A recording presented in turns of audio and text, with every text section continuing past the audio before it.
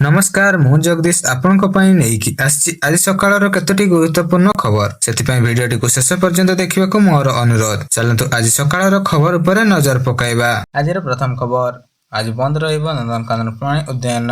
ବାତ୍ୟା ମନ୍ଥରର ଦୃଷ୍ଟିରେ ରଖି କର୍ତ୍ତୃପକ୍ଷ ଏହି ସୂଚନା ଦେବା ସହିତ ଦକ୍ଷିଣ ପୂର୍ବ ବଙ୍ଗୋପସାଗରରେ ସୃଷ୍ଟି ହୋଇଥିବା ଲଘୁଚାପ ଗଭୀର ଅବପାତ ହୋଇ ବଳ କଟାଇ ମଙ୍ଗଳବାର ଭୟଙ୍କର ବାତ୍ୟା ରୂପ ନେଇ ସ୍ଥଳଭାଗ ଅଭିମୁଖେ ମାଡ଼ି ଆସିଛି। ନଜର ପକାଇବା ପରବର୍ତ୍ତୀ ଖବର ଉପରେ। ଦୁଇ ବିବାହରୁ ଜନ୍ମିତ ସନ୍ତାନର ପୈତୃକ ସମ୍ପତ୍ତିରେ ଅଧିକାର ରହିବ ବୋଲି କହିଛି ଓଡ଼ିଶା ହାଇକୋର୍ଟ। ଓଡ଼ିଶା ହାଇକୋର୍ଟ ଏକ ଗୁରୁତ୍ୱପୂର୍ଣ୍ଣ ରାୟ ସୃଷ୍ଟି କରିଛି ଯେ ଜଣେ ସ୍ୱର୍ଗତ ହିନ୍ଦୁ ବ୍ୟକ୍ତିର ପ୍ରଥମ ଅଦ୍ୱିତୀୟ ବିବାହର ଉନ୍ନତ ସନ୍ତାନରେ ସେମାନଙ୍କ ପୈତୃକ ସମ୍ପତ୍ତିର ସମାନ ଭାବରେ ଅଂଶ ପାଇବା ପାଇଁ ହକଦାର। ହିନ୍ଦୁ ବିବାହ ଆଇନ ଧାରା 17 ଅନୁଯାୟୀ ଏହି ସନ୍ତାନମାନ ଉତ୍ତରାଧିକାରୀ ଅଧିକାର ବୈଧ ଥାଏ ଏବଂ ତେବେ ଧାରା 6(3) ଅନୁସାରେ ପ୍ରତ୍ୟେକ ସନ୍ତାନ ଅଂଶ ସେହି ଅଂଶ ପର୍ଯ୍ୟନ୍ତ ସୀମିତ ରହିବ ଯାହା ତାଙ୍କ ମା ଏକ ବିଭାଜନରେ ମିଳିଥାଏ। ଏହି ରାୟ କୈଳାସ ଚନ୍ଦ୍ର ମହାନ୍ତିଙ୍କ ମୃତ୍ୟୁ ପରେ ପ୍ରଥମ ପତ୍ନୀ ଅନୁସାରେ ମହାନ୍ତି ଏବଂ ଦ୍ୱିତୀୟ ପତ୍ନୀ ସନ୍ଧ୍ୟାରାଣୀ ସାହୁଙ୍କ ମଧ୍ୟରେ ସମ୍ପତ୍ତି ବିବାଦ ମାମଲାକୁ ପ୍ରଭାବିତ କରିଛି ଏବଂ ପ୍ରଥମ ପତ୍ନୀ ପରିବାର ଅଦାଲତ ଆଇନ ଅନୁସାରେ ବୈଧ ପତ୍ନୀକୁ ମାନ୍ୟତା ଦିଆଯାଇଥିବା ବେଳେ ପରେ ସନ୍ଧ୍ୟା ଆବେଦନ ପରେ ହାଇକୋର୍ଟ ଅସ୍ଥାୟୀ ବ୍ୟବସ୍ଥା ଭାବରେ ସମ୍ପତ୍ତିକୁ ଉପଭୋଗକୁ 60-40 ଅନୁପାତରେ ବଣ୍ଟନ କରିବାକୁ ଆଦେଶ ଦେଇଛି। ଉପରୋକ୍ତ ହାଇକୋର୍ଟ ସୁପ୍ରିମକୋର୍ଟ 2023 ମସିହାର ରାୟକୁ ଉଦ୍ଧୃତ କରି ସେ କହିଛି ଯେ ଅବୈଧ କିମ୍ବା ଅକ୍ଷମ ବିବାହକୁ ସନ୍ତାନମାନେ ବୈଧ ହେଲେ ମଧ୍ୟ ସେମାନଙ୍କ ସମ୍ପତ୍ତି ଅଧିକାର ନିର୍ଦ୍ଦିଷ୍ଟ ଅଂଶ ପର୍ଯ୍ୟନ୍ତ ସୀମିତ ରହିବ। ଚାଲନ୍ତୁ ନଜର ପକାଇବା ପରବର୍ତ୍ତୀ ଖବର ଉପରେ। ଗତକାଲି ଖୁଣ୍ଟିଆ ଭବନରେ ଜାତୀୟ କଂଗ୍ରେସ ପକ୍ଷରୁ ଏକ ସାମ୍ବାଦିକ ସମ୍ମିଳନୀ କରି ଉପମୁଖ୍ୟମନ୍ତ୍ରୀ ପ୍ରଭାତୀ ପରିଡାଙ୍କ ଉପରେ ବର୍ଷିଛନ୍ତି ମହିଳା କଂଗ୍ରେସ ମୁଖପାତ୍ର ସୁଲୋଚନା ସାହୁ। ସାମ୍ବାଦିକ ସମ୍ମିଳନୀରେ ମନୀଷା ଦାସ ପଟ୍ଟନାୟକ, ଓବିସି ମୋର୍ଚ୍ଚା ଅନାଦି ସାହୁ, ନୂଆପଡ଼ା ଗଣମାଧ୍ୟମରେ ସଂଯୋଗ ସୁଧୀର ମିଶ୍ର ପ୍ରମୁଖ ଉପସ୍ଥିତ ଥିବା ବେଳେ ଏହି ଅବସରରେ ସୁଲୋଚନା ସାହୁ ଓଡ଼ିଶାରେ ମହିଳାଙ୍କୁ ଦିନକୁ ମାତ୍ର 27 ଟଙ୍କା ଦେଇ ରାଜ୍ୟ ସରକାର ସୁଭଦ୍ରା ଯୋଜନା ବାହା ନେଉଛନ୍ତି। ଅନ୍ୟ ବିଜେପି ଶାସିତ ରାଜ୍ୟଗୁଡ଼ିକରେ ମାସକୁ ମହିଳାଙ୍କୁ 2500 ଟଙ୍କା ଦିଆଯାଉଥିବା ବେଳେ ସେହିପରି ସରକାର ବିଭିନ୍ନ ଅଳରେ ମହିଳାଙ୍କୁ ସୁଭଦ୍ରା ଯୋଜନାରେ କାଟିବାକୁ ବସିଛନ୍ତି। ସରକାର ପାଖରେ ଯୋଜନା ଚଳାଇବା ପାଇଁ ଟଙ୍କା ନାହିଁ ବୋଲି କହିବା ସହିତ ସେହିପରି ମନୀଷା ଦାସ ପଟ୍ଟନାୟକ ସୁଭଦ୍ରା ଯୋଜନା ରାଜ୍ୟ ସରକାରଙ୍କ ନା ବିଜେପିର ବୋଲି ପ୍ରଶ୍ନ କରିଛନ୍ତି। ଚାଲନ୍ତୁ ନଜର ପକାଇବା ପରବର୍ତ୍ତୀ ଖବର ଉପରେ। ରାଜଧାନୀ ଦିଲ୍ଲୀର ନାମ ପରିବର୍ତ୍ତନ କରିବାକୁ ଦାବି କରିଛନ୍ତି ପୂର୍ବତନ କେନ୍ଦ୍ରମନ୍ତ୍ରୀ ତଥା ବିଜେପି ନେତା ବିଜୟ ଗୋୟଲ। ରାଜଧାନୀ ଦିଲ୍ଲୀର ଇଂରାଜୀ ନାମ DELIHIକୁ ବଦଳାଇ DILLI କରିବାକୁ ସେ ଦାବି କରିଥିବା ବେଳେ ଏ ସମ୍ପର୍କରେ ମୁଖ୍ୟମନ୍ତ୍ରୀ ରେଖା ଗୁପ୍ତାଙ୍କୁ ଏକ ଚିଠି ମଧ୍ୟ ଲେଖିଛନ୍ତି ବିଜୟ। ସେ ନଭେମ୍ବର 1 ତାରିଖ ଦିନ ସରକାରଙ୍କ ଏକ ନୂତନ ସରକାରୀ ଲୋଗୋ ପ୍ରକାଶ କରିବାକୁ ଦାବି କରିବା ସହିତ ବିଜୟ ଗୋୟଲ ସମସ୍ତ ସରକାରୀ କାର୍ଯ୍ୟକ୍ରମରେ ମଧ୍ୟ ନାମ ପରିବର୍ତ୍ତନ କରିବାକୁ ଦାବି କରିଛନ୍ତି। ବିଜେପି ନେତା ଗୋୟଲ ଦାବି କରିଛନ୍ତି ଯେ 11ଶହ ଶତାବ୍ଦୀରେ ଦିଲ୍ଲୀର ଦିଲ୍ଲୀ କୁହାଯାଉଥିବା ବେଳେ ଯାହାକୁ ପରେ ପାରସିକ ଭାଷାରେ ଦିଲ୍ଲୀ ଭାବରେ ଅନୁମୋଦନ କରାଯାଇଥିଲା। ବ୍ରିଟିଶ ଶାସନ ସମୟରେ ଏହାକୁ ଦିଲ୍ଲୀରେ ପରିବର୍ତ୍ତନ କରାଯାଇଥିଲା। ସେ ଏହା ମଧ୍ୟ କହିଛନ୍ତି ଯେ ମହାଭାରତ ସମୟରେ ଏହାର ନୂତନ ନାମ ଇନ୍ଦ୍ରପ୍ରସ୍ଥ ଥିଲା। ଚାଲନ୍ତୁ ନଜର ପକାଇବା ପରବର୍ତ୍ତୀ ଖବର ଉପରେ। ବାତ୍ୟା ସମୀକ୍ଷା ପରେ ମୁଖ୍ୟମନ୍ତ୍ରୀଙ୍କ ସୂଚନା, ମୁକାବିଲା ପାଇଁ ସରକାର ସବୁ ପ୍ରକାର ବ୍ୟବସ୍ଥା କରିଛନ୍ତି। ଜିରୋ କାଜୁଆଲିଟି ଲକ୍ଷ୍ୟରେ କାର୍ଯ୍ୟ କରାଯାଉଛି ଏବଂ ଦକ୍ଷିଣ ଓଡ଼ିଶା ବର୍ଷା ଆରମ୍ଭ ହୋଇ ସାରିଛି। ବିଶେଷ କରି 8ଟି ଜିଲ୍ଲା ଗତକାଲି ଓ ଆଜି ପ୍ରଭାବିତ ହେବ ଏବଂ ବର୍ତ୍ତମାନ ସୁଦ୍ଧା 11,396 ଜଣଙ୍କୁ ସ୍ଥାନାନ୍ତର ହୋଇସାରିଛନ୍ତି। 30,594 ଜଣଙ୍କୁ ସ୍ଥାନାନ୍ତର କରିବା ଲକ୍ଷ୍ୟ ରଖାଯାଇଥିବା ବେଳେ ଆବଶ୍ୟକ ପଡ଼ିଲେ ସେମାନଙ୍କୁ ସ୍ଥାନାନ୍ତର କରାଯିବ। 1871 ଗର୍ଭବତୀ ମହିଳାଙ୍କୁ ମେଡିକାଲ ନିଆଯାଇଥିବା ବେଳେ ଆଉ 822 ଗର୍ଭବତୀଙ୍କୁ ମଧ୍ୟ ସ୍ଥାନାନ୍ତର କରିବାକୁ ଲକ୍ଷ୍ୟ ରଖାଯାଇଛି।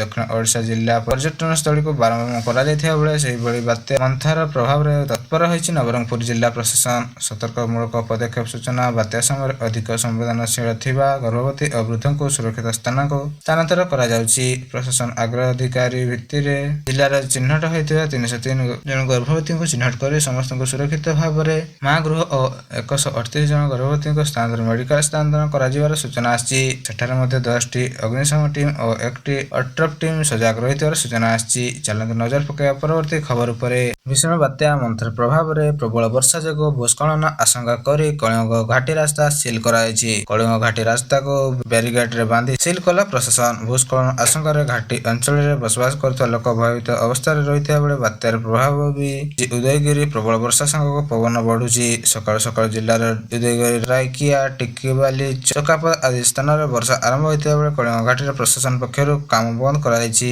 ଘାଟିର ଭୂସ୍ଖଳନ ସ୍ଥାନକୁ ଉଦୟଗିରି ପୋଲିସ ଯାଇ ଏହାର ସ୍ଥିତି ଅନୁଧ୍ୟାନ କରିଛି ଏବଂ ଥାନା ଅଧିକାରୀ ବିଜୟ କୁମାର ସ୍ୱାଇଁ ସହ ତାଙ୍କ ଟିମ୍ ଏହି ସ୍ଥାନର ସମୀକ୍ଷା କରିବା ସହ କଳିଙ୍ଗ ଘାଟିରେ ନାକାବନ୍ଦୀ କରାଯାଇଛି। କାହାକୁ ବି ଘାଟି ଭିତରକୁ ଛାଡ଼ା ଯାଉନଥିବା ବେଳେ ଉଦୟଗିରି ବିଡିଓ କହିଛନ୍ତି ଆମେ ସମ୍ପୂର୍ଣ୍ଣ ପ୍ରସ୍ତୁତ ରହିଥିବା ବେଳେ ତଳିଆ ଅଞ୍ଚଳ ପାହାଡ଼ିଆ ଅଞ୍ଚଳରେ ଥିବା ଲୋକଙ୍କ ପ୍ରତି ଧ୍ୟାନ ଦିଆଯାଇଛି। ଆବଶ୍ୟକ ପଡ଼ିଲେ ପ୍ରଶାସନକୁ ଯୋଗାଯୋଗ କରିବା ପାଇଁ ଅନୁରୋଧ କରିବା ସହ ବିଡିଓ ଶରତ ମଲ୍ଲିକ ଏହି ସୂଚନା ଦେଇଛନ୍ତି। ଅନ୍ୟପକ୍ଷରେ ଥାନା ଅଧିକାରୀ ବିଜୟ କୁମାର ସ୍ୱାଇଁ କହିଛନ୍ତି 30 ତାରିଖ ପର୍ଯ୍ୟନ୍ତ କାହାକୁ ବି ଘାଟିକୁ ଯିବାକୁ ଦିଆଯିବ ନାହିଁ। ଚାଲନ୍ତୁ ନଜର ପକାଇବା ପରବର୍ତ୍ତୀ ଖବର ଉପରେ। କେନ୍ଦ୍ର ସରକାର ଗତ ମଙ୍ଗଳବାର ଦିନ ଅଷ୍ଟମ ବେତନ କମିଶନର ରେଫରେନ୍ସ ଟିଓଆର ଅନୁମୋଦନ କରିଛି। ଏହି ନିଷ୍ପତ୍ତି ପ୍ରାୟ 50 ଲକ୍ଷ କେନ୍ଦ୍ରୀୟ କର୍ମଚାରୀ ଓ 69 ଲକ୍ଷ ପେନସନଧାରୀ ଉପକୃତ ହେବାର ସୂଚନା ମିଳିଥିବା ବେଳେ ସୂଚନା ଓ ପ୍ରଯୁକ୍ତି ବିଦ୍ୟା ମନ୍ତ୍ରୀ ଅଶ୍ୱିନୀ ବୈଷ୍ଣବ ଏହି ସୂଚନା ଦେଇଛନ୍ତି। ଅଷ୍ଟମ ବେତନ କମିଶନ ଦରମା ଗଠନ ଭତ୍ତା ଓ ପେନସନ ବିଭାଗରେ ସମୀକ୍ଷା କରି ନୂତନ ପ୍ରସ୍ତାବ ଦେବେ ଏବଂ ଟିଓଆର ହେଉଛି କମିଶନର କାର୍ଯ୍ୟ ଓ ସମୟ ନିର୍ଦ୍ଧାରଣ କରିବାର ମୁଖ୍ୟ ଡକ୍ୟୁମେଣ୍ଟ। ଦର ବୃଦ୍ଧି ପାଇଁ ଫିଟମେଣ୍ଟ ଫ୍ୟାକ୍ଟର ଗୁରୁତର ଭୂମିକା ନେବ ଏବଂ ସପ୍ତମ ବେତନ କମିଶନର ଏହା 2.54 ଥିଲା ବେଳେ ଯାହା ଫଳରେ ସର୍ବନିମ୍ନ ଦରମା 6,000 ରୁ 18,000 ହୋଇଥିବା ଜଣାପଡ଼ିଛି। ଏଥର ଯଦି ନୂଆ ଫିଟମେଣ୍ଟ ଫ୍ୟାକ୍ଟର 2.47 ହୋଇଥାଏ ତେବେ ମୌଳିକ ଦରମା ପ୍ରାୟ 30,000 ଟଙ୍କା ପହଞ୍ଚିପାରେ।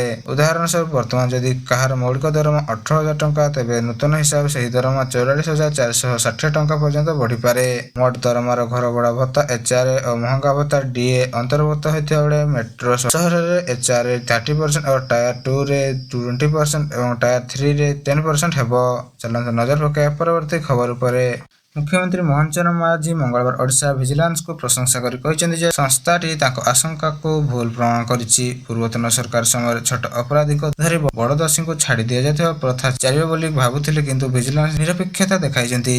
ଚତୁର୍ଥ ଶ୍ରେଣୀ କର୍ମଚାରୀଙ୍କୁ ଆଇଏଏସ୍ ଅଧିକାରୀ ଯାଏ କାହାକୁ ଛଡ଼ାଯିବନି ଏବଂ ଦୋଷୀ ସାବ୍ୟସ୍ତ ହେଲେ 50%ରୁ ଅଧିକ ମାଝୀ କହିଛନ୍ତି ଏବଂ 30 ଜଣ ଦୋଷୀ କର୍ମଚାରୀଙ୍କୁ ବରଖାସ୍ତ ଓ 78 ଜଣଙ୍କୁ ଅବସରପ୍ରାପ୍ତ ପେନସନ ବନ୍ଦ କରାଯାଇଥିବା ବେଳେ ଯୁବ ଅଧିକାରୀଙ୍କ ଦୁର୍ନୀତିକୁ ନେଇ ଚିନ୍ତା ପ୍ରକାଶ କରି 2021 ବ୍ୟାଚ୍ ଆଇଏଏସ୍ ଧୀମାନ ଚମକା 10 ଲକ୍ଷ ଲାଞ୍ଚ ଓ 2019 batch OAS topper Ashwini Kumar Panda 15 ଲକ୍ଷ ଲାଞ୍ଚ ଗିରଫ ଉଲ୍ଲେଖ କରାଯାଇଛି।